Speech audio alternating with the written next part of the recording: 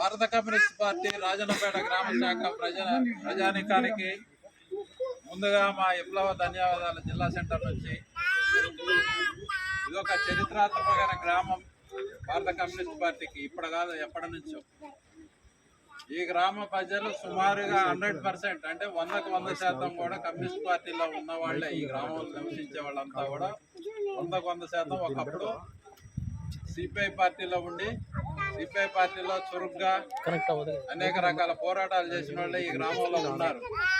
సరే, కొన్ని సంవత్సరాల వల్ల పోవచ్చు, కొన్ని సంవత్సరాల వల్ల మళ్ళీ రిటర్న్ రావచ్చు, వస్తున్నారు పోతున్నారు. అదొక భాగం.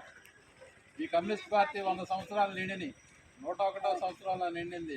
మన ఖమ్మంలోనే 100 సంవత్సరాల సందర్భంగా పెద్ద ర్యాలీ పెట్టుకున్నాం, పెద్ద మీటింగ్ పెట్టుకున్నాం. ఈ పార్టీకి 100 సంవత్సరాలు నిండిని. నిన్నగాక మొన్న పుట్టినవి అన్నీ కూడా వస్తున్నాయి, పెడుతున్నాయి. అయినా కూడా మనం 100 సంవత్సరాలు మనం సజీవంగా నడుచుకుంటూ వచ్చాం. పేద ప్రజల కోసం, పేద ప్రజల హక్కుల కోసం మనమంతా కూడా ఈ భారత కమ్యూనిస్ట్ పార్టీ ఆధ్వర్యంలో పేదలకు కావాల్సింది నీడ. వీటి కోసమే ఈ కమ్యూనిస్ట్ పార్టీ పుట్టింది. ఈ ఎర్ర జెండా ఒట్టికి రాలేదు, పేదల రక్తంతో అద్దిన జెండా ఇది.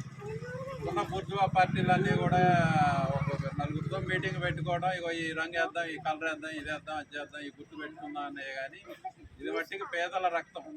కార్మికులంతా కలిసి 8 గంటల పనిదినం కావాలని చెప్పేసి ఒకసారి పెద్ద ఎత్తున నిరసన తెలిపితే అందులో ఆ కాల్పుల్లో చనిపోయిన వారిది ఒక తెల్లది క్లాత్ తీసుకొని ఆ భార్య రక్తంలో అద్ది ఇది ఎర్ర జెండా, ఇది కార్మికులది, ఇది పేదల జెండా అని చెప్పేసి అన్నారు. అటువంటి జెండా ఇది, అటువంటిది రంగు ఇది. ఎప్పుడు నిత్యం కూడా ఈ కమ్యూనిస్ట్ పార్టీ సిపిఐ ఎప్పుడు పేదల ప్రజల కోసం, పేద ప్రజల అవసరాల కోసమే తిరుగుతుంది. కానీ వాళ్ళ స్వార్థం కోసం, అందులో ఉన్న నాయకులు కూడా వాళ్ళ స్వార్థాల కోసం ఎప్పుడూ ఉండరు. ఎప్పుడు నిత్యం పేదల కోసం త్యాగాలు చేసిన ఈ గ్రామంలో కూడా చాలా మంది ఇటువంటి నాయకులు చాలా మంది త్యాగాలు చేశారు. ఒకప్పుడు పువ్వాడ నాగేశ్వరరావు గారు 3 సార్లు ఎమ్మెల్యే గెలిచినా ఈ ఊరు వచ్చి ఈ ఊరు నుంచే ఆయన నామినేషన్ వేయడానికి పోయేది. ఇది ఒక గొప్పది, చరిత్ర గల ఊరు. ఇవాళ సరే ఉండొచ్చు, లేకపోవచ్చు, మళ్ళీ రావచ్చు కూడా, ఇబ్బంది ఏం లేదు. మళ్ళీ వస్తారు. ఈ బుర్జువా పార్టీలో వ్యవహారాలు, డబ్బు పాల పొంగులాగా వస్తుంది డబ్బు. ఒక పార్టీ పోయాక ఒకటి పార్టీ ఒకటి పోయి అధికార పార్టీలో రావడం, డబ్బులు పంచడం, డబ్బులు పేదవాళ్ళని మోసం చేసి మోసపూరిత వాగ్దానాలు చేసి ఇలా వస్తున్నారు.